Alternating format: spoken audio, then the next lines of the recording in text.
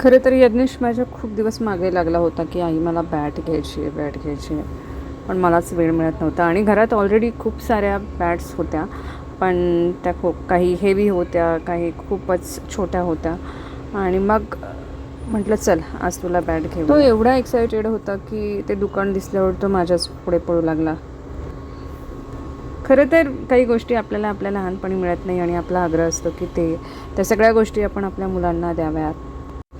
त्याच्या चेहऱ्यावरचा आनंद बघून खरं तर मला खूप छान वाटत होतं. खूप उत्साही होता तो. त्याला मी व्हिडिओकडे बघून छान स्माइली करायला लावली. बघ ना त्याच्यातलं अजून बघ ना एकदम.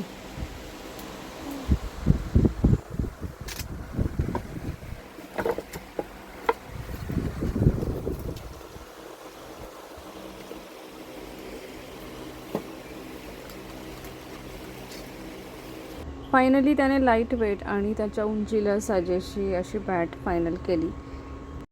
पिंपरी येथील शक्ती स्पोर्ट्समध्ये आम्ही ही बॅट घेतली. तिथे खूप सारे स्पोर्ट्सचे मटेरियल मिळतात.